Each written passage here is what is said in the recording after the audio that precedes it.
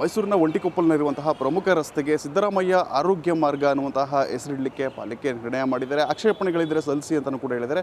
ಇದಕ್ಕೆ ಸಂಬಂಧಪಟ್ಟಾಗೆ ನಾನು ಸ್ನೇಹಮಯಿ ಕೃಷ್ಣ ಅವರನ್ನ ಮಾತಾಡ್ತೀನಿ. ಸರ್, ಸಿದ್ದರಾಮಯ್ಯ ಅವರ ವಿರುದ್ಧ ಒಂದು ಗಂಭೀರ ಆರೋಪಗಳು ಕೇಳಿ ಬರ್ತಾ ಇದೆ. ಮೂಡ ಹಗರಣದಲ್ಲಿ 14 ಸೈಟ್ ವಿಚಾರಗಳಲ್ಲಿ ತಾವು ಕೂಡ ಆರೋಪಿಸಿದಿರಿ, ಕಂಪ್ಲೇಂಟ್ ಎಲ್ಲ ಕೊಟ್ಟಿದ್ದೀರಿ. ಇಂಥ ಸಂದರ್ಭದಲ್ಲಿ ಅವರ ಹೆಸರಿನಲ್ಲಿ ಒಂದು ರಸ್ತೆಗೆ ಅವರ ಹೆಸರು ಇಡುವಂಥದ್ದು ಎಷ್ಟು ಸರಿ ಅಂತ?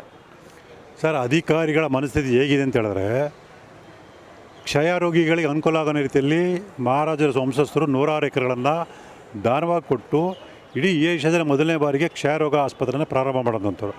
ಅಂಥ ಮಹಾರಾಜರ ಹೆಸರನ್ನ ಅಲ್ಲಿ ಮೊದಲು ಈಗಾಗಲೇ ಇಟ್ಟಿದ್ರು. ನನ್ನ ಪ್ರಕಾರ ಅಂದರೆ PKTB ರಸ್ತೆ ಅಂಥೇಳಿ ಅದನ್ನು ಮರೆಮಾಚಿ 14 ನಿವೇಶನ ಅಕ್ರಮ ಪಡೆದಂಥ ಒಬ್ಬ ಆರೋಪಿಯ ಹೆಸರನ್ನು ಇಡದೆ ಕೊಟ್ಟಿದ್ದಾರೆ. ಈ ಜನ ಇದನ್ನು ತುಂಬ ಗಂಭೀರ ಪರಿಗಣಿಸಬೇಕು. ರಾಜ್ಯದ ಜನತೆಗೆ ಅನುಕೂಲ ಆಗೋ ರೀತಿಯಲ್ಲಿ ದಾನ ಮಾಡಿದಂಥ ವ್ಯಕ್ತಿಗಳ ಹೆಸರನ್ನು ಇಡೋ ಬದಲು ಜನರಿಗೆ ಸೇರ್ಬೇಕಂತ ನಿವೇಶನನ ತಮ್ಮ ಸ್ವತ್ತನ್ನು ಮಾಡ್ಕೊಂಡಂಥ ವ್ಯಕ್ತಿಯ ಹೆಸರನ್ನು ಇಡೋಕೆ ಹೊರಟಿದ್ದಾರೆ. ಇದು ಅತ್ಯಂತ ಗಂಭೀರವಾದ ವಿಚಾರ. ಇದರ ಬಗ್ಗೆ ಯಾವುದೇ ಕಾರಣಕ್ಕೂ ಕೂಡ ಅಲ್ಲಿ ಆ ರಸ್ತೆಗೆ ಹೆಸರಿಡೋದಕ್ಕೆ ನಾವು ಅವಕಾಶ ಕೊಡೋದಿಲ್ಲ. ಸೊ ಈಗಾಗಲೇ ಕೆಲವು ಹೋರಾಟಗಾರರು ಆಕ್ಷೇಪಣೆ ಸಲ್ಲಿಸಿದರೆ, ಸೊ ಆ ಆಕ್ಷೇಪಣೆನ ಅಂಗೀಕರಿಸಿ ಅವರು ಅದನ್ನು ತಿರಸ್ಕಾರ ಮಾಡಿ, ಅಂದರೆ ರಸ್ತೆಗೆ ಹೆಸರಿಡುವಂಥ ನಿರ್ಧಾರನ ಕೈ ಬಿಡಲಿಲ್ಲ ಅಂತ ಹೇಳಿದ್ರೆ, ಸೊ ಈ ವಿಚಾರವನ್ನು ಕೂಡ ಮಾನ್ಯ ನ್ಯಾಯಾಲಯ ಗಮನಕ್ಕೆ ತಂದು ಸೂಕ್ತ ಕ್ರಮ ತಗೊಳ್ಬೇಕು, ಅನಿವಾರ್ಯ ಆಗುತ್ತೆ. ಸರ್, ಈಗ ಆ ರಸ್ತೆಯಲ್ಲಿರುವಂತಹ ಪ್ರಮುಖ ಆಸ್ಪತ್ರೆಗಳ ನಿರ್ಮಾಣದಿಂದ ಸಿದ್ದರಾಮಯ್ಯನವರ ಪರಿಶ್ರಮ ಇದೆ. ಸಾಕಷ್ಟು ಆಸ್ಪತ್ರೆಗಳನ್ನು ತಂದಿದ್ರು, ಅದರಲ್ಲಿ ಅದಕ್ಕೆ ಆ ಹೆಸರನ್ನ ಇಡ್ತಾ ಇದ್ದೀವಿ ಅಂತ ಕೆಲವರು ಹೇಳ್ತಾ ಇದ್ದಾರೆ. ಸಿದ್ದರಾಮಯ್ಯ ಅವರು ದುಡ್ಡಿಂದ ಕೊಟ್ಟಿಲ್ಲ ಸರ್, ಜನರ ತೆರಿಗೆಯಿಂದ ಕೊಟ್ಟರು. ಹಾಗಾದ್ರೆ ಯಾರ ತೆರಿಗೆ ಅವ್ರ ಹೆಸರಲ್ಲಿ ಇಡಿ. ಭೂಮಿ ಕೊಟ್ಟು ನಿಜವಾಗಿ PKTB ಆಸ್ಪತ್ರೆನ ಕಟ್ಟಿದ್ದು ಮಹಾರಾಜರು, ಅವ್ರ ಹೆಸರಿಡಿ.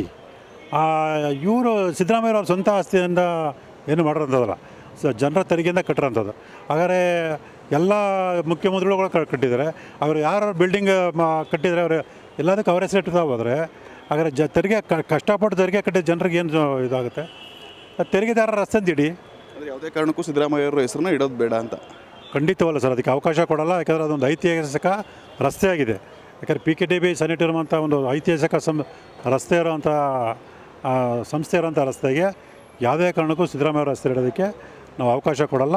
ಸೊ ಇದನ್ನು ಕೂಡ ಕಾನೂನುಬದ್ಧ ಹೋರಾಟವನ್ನು ಮಾಡ್ತೀವಿ. ಸರ್, ಮತ್ತು ನಿನ್ನೆ ಒಂದು ಸಭೆ ನಡೆಯುತ್ತೆ. ಅಲ್ಲಿ ಸಿದ್ದರಾಮಯ್ಯನವರು ಮತ್ತು ಒಂದು ಮೂಡ ಆಯುಕ್ತರಿಗೆ ಒಂದು ಸೂಚನೆ ಕೊಟ್ಟಿದ್ದಾರೆ.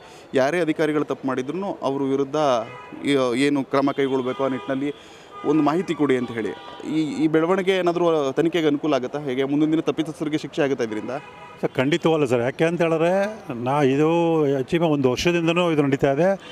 ಆಗ ಕ್ರಮ ತಗೊಳ್ಳೋಕ್ಕೆ ಇಷ್ಟು ಆಸಕ್ತಿ ತೋರಿಸೋಂಥ ಅಧಿಕಾರಿಗಳು, ಮಂತ್ರಿಗಳು ಈಗ ಆಸಕ್ತಿ ತೋರಿಸ್ತಾರೆ. ಯಾಕೆ ಅಂತ ಹೇಳಿದ್ರೆ, ಸದ್ಯದಲ್ಲೇ ಈ ಪ್ರಕರಣ CBIಗೆ ಹೋಗುತ್ತೆ.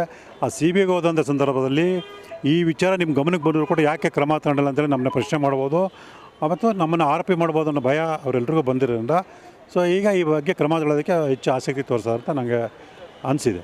ಪ್ರಕರಣ CBI ತನಿಖೆಗೆ ಹೋಗುತ್ತಾ? ಖಂಡಿತವಲ್ಲ ಸರ್, 100ಕ್ಕೆ 100 ಭಾಗ CBIಗೆ ಹೋಗುತ್ತೆ ಅನ್ನೋ ವಿಶ್ವಾಸ ನನಗಿದ್ದೇ ಇದೆ. ಮಾನ್ಯ ನ್ಯಾಯಾಲಯ ನಾವು ಕೊಟ್ಟಿರ್ತಕ್ಕಂಥ ಮಾಹಿತಿ ಮತ್ತು ದಾಖಲಾತಿಗಳನ್ನು ಆಧರಿಸಿ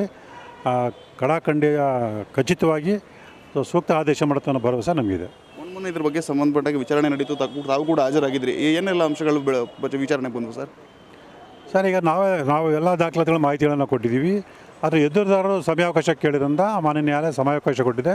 ಮತ್ತು 15ನೇ ತಾರೀಕು ಅಂತಿಮ ಒಂದು ತೀರ್ಮಾನ ಕೊಡ್ತೀನಿ ಅಂತ ಕೂಡ ಮಾನ್ಯ ನ್ಯಾಯಮೂರ್ತಿಗಳು ಹೇಳಿದ್ದಾರೆ. ಸೊ 15ನೇ ತಾರೀಕು ಬಹುಶಃ ಈ ಪ್ರಕರಣ CBIಗೆ ಹೋಗೋದಂತ ಖಚಿತ ಅನ್ನೋ ವಿಶ್ವಾಸ ನನಗಿದೆ. Thank you.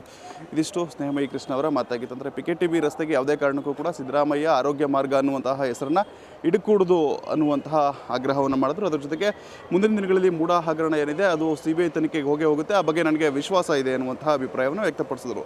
Camera person Nandish ಜೊತೆ Kendaganna GB Sargur, Indian TV, Mysuru.